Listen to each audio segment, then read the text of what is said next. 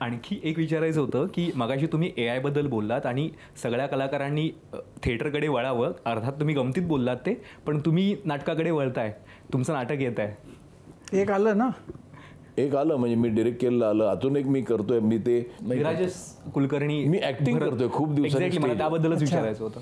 तर ते मला खूप दिवसांपासून वाटत होतं. कारण कसं आहे की कॉन्टेम्पररीज ना माझे, मी सचिन खेडेकर, सुनील बर्वे, अतुल परचुरे, अजूनच ते राजाराम देशपांडे, आम्ही एकत्र डेब्यू केलेलं अफलातून नाटकात. पहिलं नाटक आमचं सगळ्यांचंच.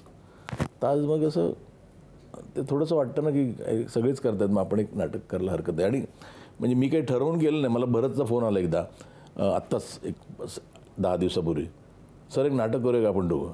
तर मला ते जास्त एक्साइटमेंट आहे की मला भरतबरोबर काम करता येईल स्टेजवर. आणि भरत कितीही झालं तरी, म्हणजे मी उगाच मला कोणीतरी ट्रोल करू नये, पण मी भरतला पहिलं नाटकात काम दिलं आहे. नाही तर उगाच ते सुरू होतं ना हल्ली. हो की मी पुन्हा सांगतो, मी काय त्याच्यावरती उपकार केले नाही. तो ॲक्टर चांगलाच होता, त्याच्यामुळे मलाच फायदा झाला. पण ऑल द बेस्टमध्ये भरतला पहिलं स्टेजवर म्हणजे मी भांडून त्याला सांगितलं भरत मला हवा आहे म्हणून.